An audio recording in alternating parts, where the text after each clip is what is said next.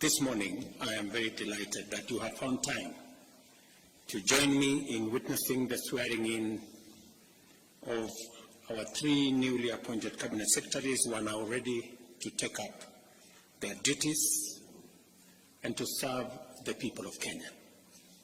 Without exception, all 3 of the new cabinet secretaries have extensive and diverse experience in both executive and legislative facets of our public service. For this reason, I am confident in the skills and capabilities that they bring to their new roles. I served with Honorable Kabogo and Honorable Kagwe in the National Assembly when they were elected to the 9th Parliament, and Honorable Kinyanjui later joined the legislature in the 10th Parliament. In addition to Honorable Kinyanjui's tenure as Assistant Minister, both he and Honorable Kabogo have served as Chief Executives of devolved governments. Honorable Kagwe, on the other hand, served in the Senate and was a cabinet member in 2 previous administrations. Both Honorable Kagwe and Honorable Kinyanjui have also chaired the boards of strategic national parastatals. With their strong mix of leadership skills and extensive experience in political, legislative, and executive capabilities, these cabinet secretaries are very well equipped to mobilize the machinery of government, drive them to deliver services to the people of Kenya, while steering inclusive development and economic growth that leaves no one behind. I wish to remind all of us that 2 years and 4 months ago, we secured our governing mandate based on an ambitious plan to propel our nation towards a prosperous future. The bottom-up economic transformation agenda is now well underway, with intensive and extensive work being carried out across the country in all priority value chains and cross-cutting enablers that constitute its strategic pillars. Thousands of new housing units are being built across Kenya, employing hundreds of thousands of people, facilitating transformative industrial growth in many supply chains in the construction sector, and providing opportunities for decent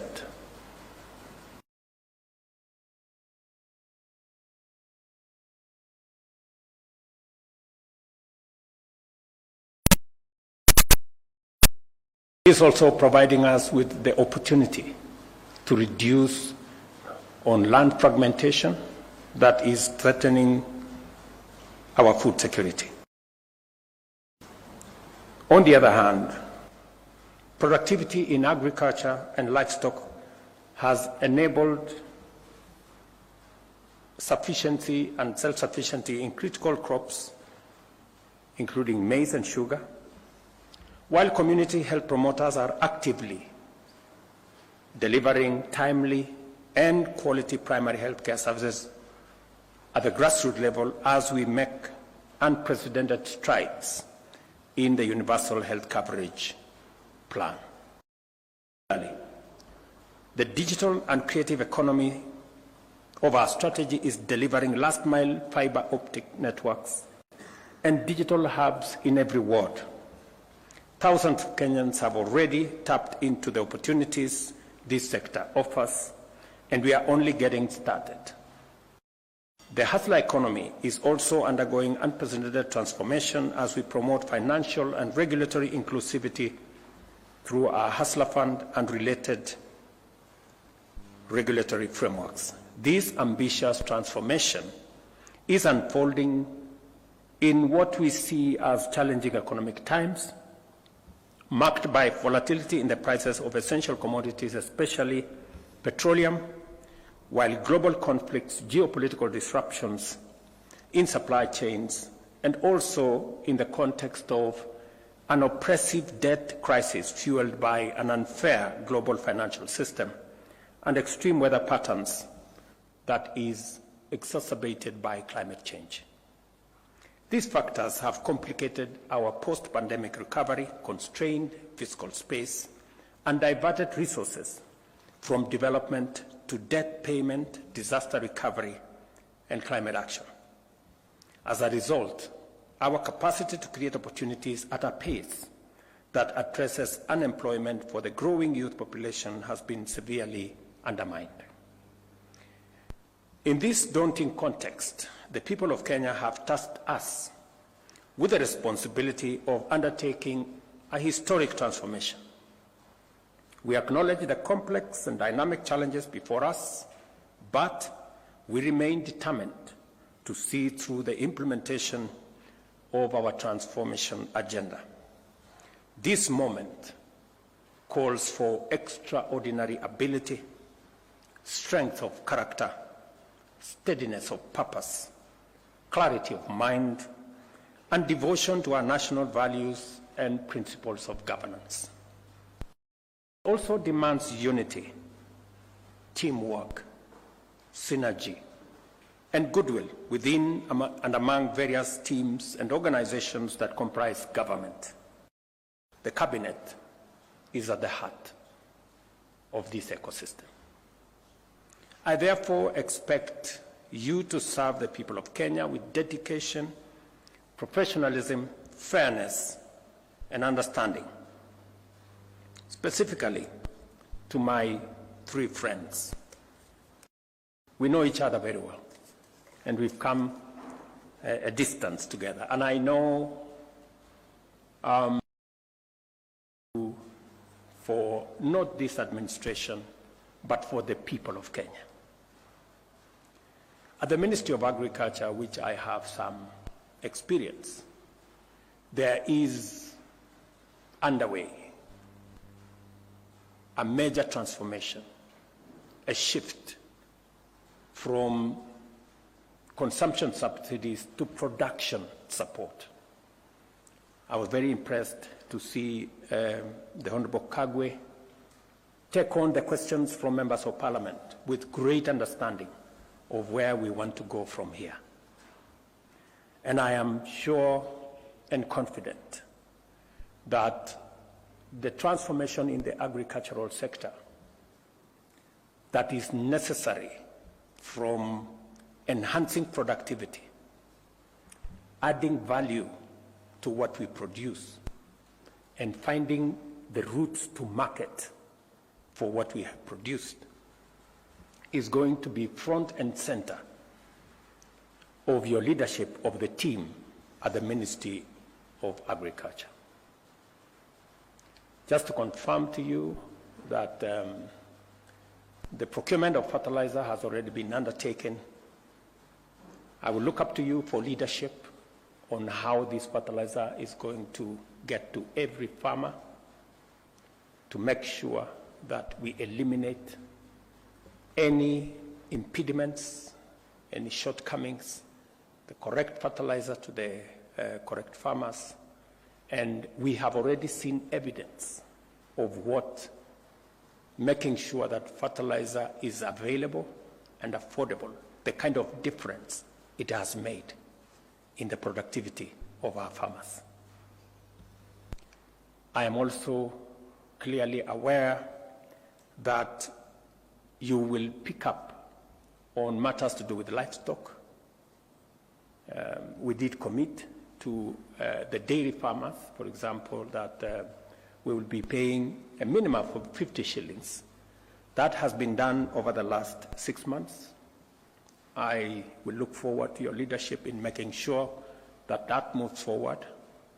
In tea, just to inform you that maybe your first call this afternoon, we have tea that is stuck at the bottom of Mombasa. And yesterday I was talking to your team at the Ministry of Agriculture. We need to find out what are the issues that is causing the clog-up of tea at the port of Mombasa. And the good news around that space is that we enhanced our earnings from tea this last year from 180 billion to 210 billion. And farmers are expecting us to look at the future, and they expect us to do better in the coming year. I have no doubt that you have what it takes to take that forward. We have just concluded 2 days ago comprehensive economic partnership agreement with the UAE that provides us a big market for dairy products, for agricultural products. The trade between us and the UAE is almost 370 billion Kenyan shillings. A big majority of that is coming from our agricultural sector. With the signing of the comprehensive partnership agreement with the UAE, we expect our numbers of export of especially livestock and livestock products to increase. And I'm very happy that you are seized with the matters that will assist us access those markets, making sure that our products meet the sanitary and phytosanitary requirements for the markets that we are focused on, making sure that our meat, dairy, and other products also meet the standards that are required. I am very confident that the challenge we've had persuading farmers to vaccination, you have what it takes. You've done it before with the vaccinations that were there. And I was very happy that you made the position, you took the position which I share, that it's a voluntary exercise and nobody will be forced to do anything. All we want is to make sure that our products meet the very high standards set by our markets. The same thing in the rest of the value chains in coffee. Me and you have already discussed the future of what we need to do in coffee, what we need to do with the avocados, what we need to do in the many other aspects. And of course, the partnership that is going to be there between the Ministry of Agriculture and the Ministry of Industry, providing the ecosystem for market access for the produce from our farmers. And that takes me to my younger brother, Lee. As you may be aware, your ministry will be handling the opening of more markets. Apart from the market we just concluded in the UAE, we're now having a robust conversation with the United States. We just, I had a meeting yesterday with senators from the United States and asking for their support, both on the extension of the Africa Growth and Opportunities Act, which you are very well aware about, that will continue to open markets for our goods and services to the United States on a duty-free and quota-free arrangement. I will be looking to your leadership for our team at the Ministry of Trade, Investment and Industry on concluding those negotiations and making sure that the AGOA market continues to be open, and also on concluding the discussions on the STEEP negotiations, the bilateral arrangement between Kenya and the United States. I will also be looking for your leadership in making sure that we take full advantage of the coming into force of the tripartite agreement between COMESA and EAC and SADC, which came into force 6 months ago, I think in June last year, and how Kenyan products can access the huge 1.4 billion African market. I will also be looking for your leadership in making sure that we conclude the 200+ markets that we are building around the country, and working with devolved units, which fortunately you have been an executive in one of them, to make sure that our farmers have access to decent spaces for them to carry out their business. We did promise Mama Mboga that they are going to work from a space that has hygiene, that is decent, that has water, that has electricity, that has lighting. And already 200 of those markets are underway. We will be working with your ministry to make sure that we look at making sure that that market ecosystem reaches as many of our producers as possible. I will also be looking for your leadership in matters to do with processing of what the Ministry of Agriculture and Livestock will be producing.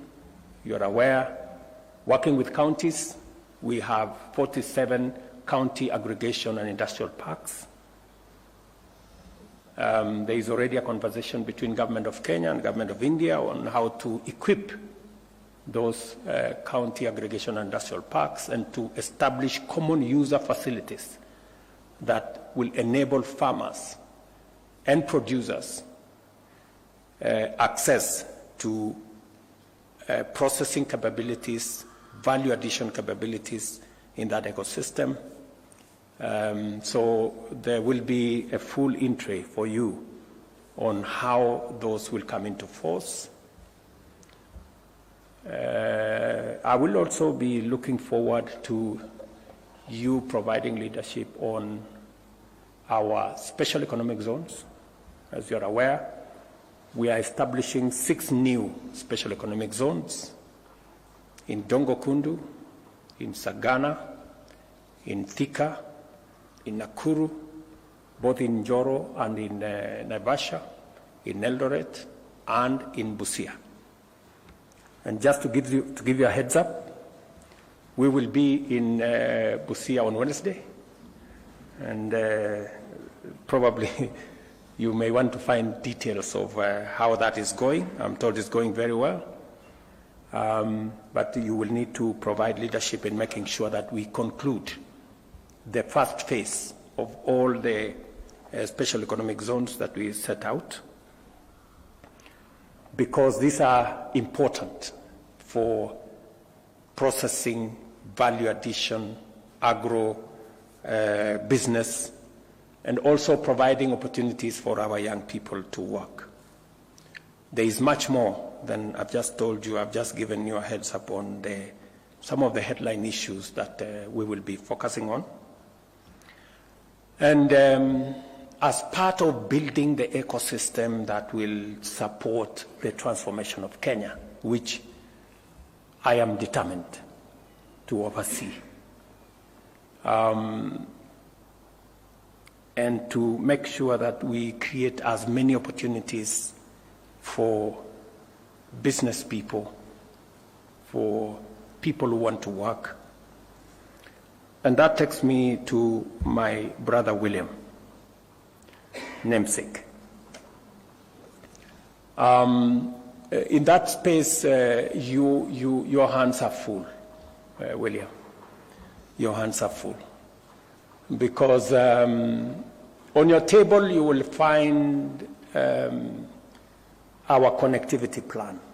We made a commitment to roll out 100,000 kilometers of fiber optic across Kenya. We already have funding amounting to 48 billion to roll out the first 53,000 kilometers, and we intend to conclude that process of rollout before the end of next year. Working with KPLC, ICTA, and your ministry, you will find that there are already contracts that have been signed. You must walk the 53,000 kilometers and make sure that it's delivered. There's already funding for another 100 centers of excellence of our ICT hubs, 1 per county, and in other counties 2. This again, our plan is to make sure that it is concluded. These 100 centers of excellence. It's concluded in the next 6 months.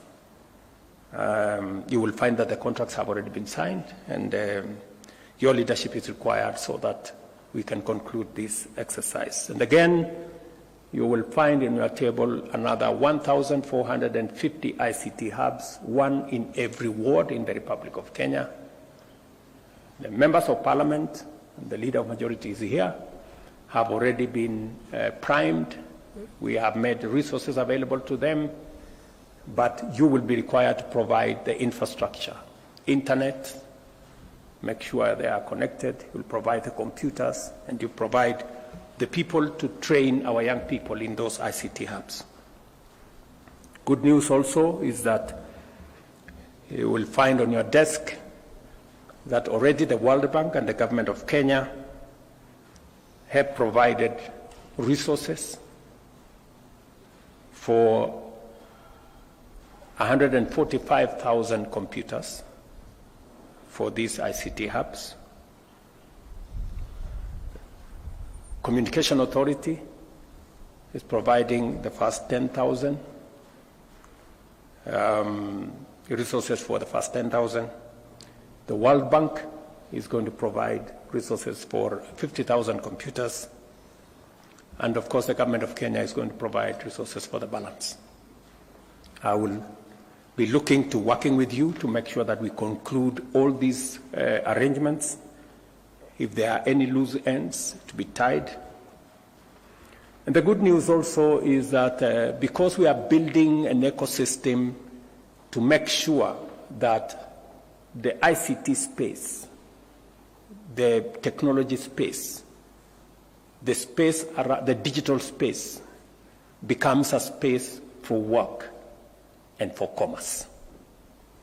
And just to make sure that that proceeds in the manner in which we have envisioned, Teleperformance, the largest business processing outsourcing company in the world, is now setting up shop in Kenya. And it will be a good place for you to work with them, work with the others, CCI, Summersource, and all the other BPOs in Kenya. They have given us an undertaking that over the next 5 years, we should be able to have between 300,000 and 500,000 jobs created under the BPO ecosystem. We just need to tie up some loose ends. One of them is to make sure that the legislative framework that did not recognize BPO as a sector, especially on matters to do with labor relations, is captured. Already a lot of work has been done. I think the Attorney General will brief you on what you need to do so that we can take steps to Parliament and properly recognize in our legislation the BPO sector as a sector that employs people. The current law only recognizes people employed on a permanent and pensionable basis with a letter of employment from somebody. This space operates differently, and therefore we need to capture it and to work towards making sure that we provide opportunities. Between the BPO sector, Waziri, and all the other online workers, our expectation is that we should be able to have at least 1 million, 1.5 million people working in that digital space. Already, a lot of work is going on in our TVETs. There are some already set up ICT hubs, and I'm very confident that under your leadership, we will be able to create the necessary environment for the young people of Kenya to take up their talents, their energy, and their expertise in the digital space to work, to create commerce, to do business, and to move forward. I am also confident that with a cloud policy that has already been forwarded to Cabinet. We will be discussing that initiative in the next Cabinet on Tuesday next week, so that we can also provide the legal framework to support the whole industry. And also to mention that already the digital and the ICT ecosystem is providing manufacturing capacity in manufacturing phones and other gadgets. And I will expect you to oversee what interventions and incentives government can provide for us to move into the future. Allow me, therefore, to say that I expect you to serve the people of Kenya with dedication, professionalism, fairness, and understanding. While we must be firm and effective in our actions, we should also approach our engagements with compassion and patience, particularly when communicating with the public. We must also do more to minimize misunderstandings and enlist all citizens in the collective task of national transformation. With limited fiscal space and ongoing austerity measures, many are being asked to make do with less than expected. It is important that we consistently clarify the state of affairs and articulate our vision, embracing short-term austerity for long-term prosperity, while prioritizing investment in the multipliers of opportunity and abandoning expenditure on consumption.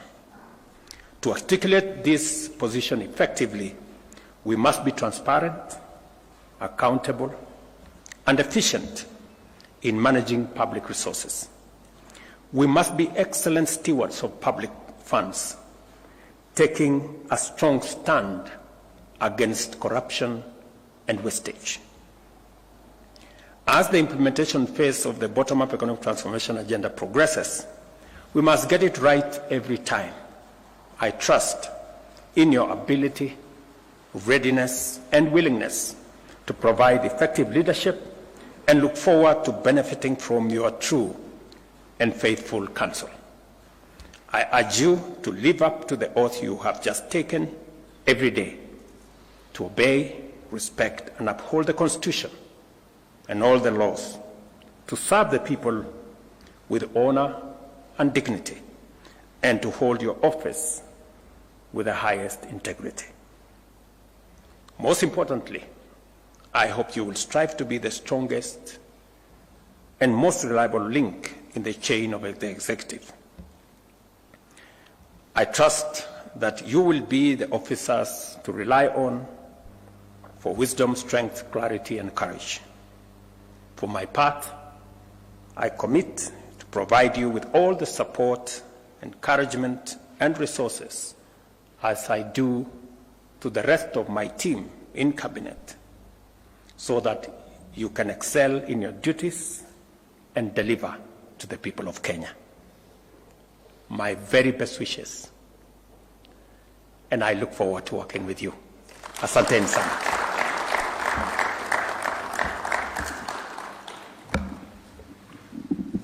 Let us all rise.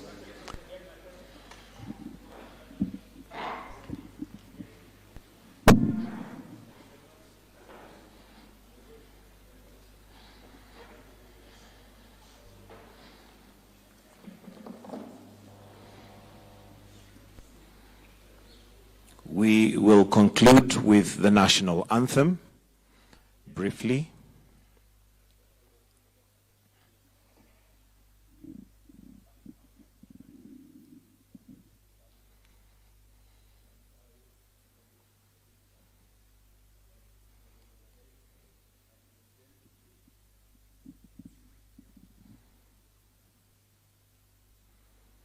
The national anthem.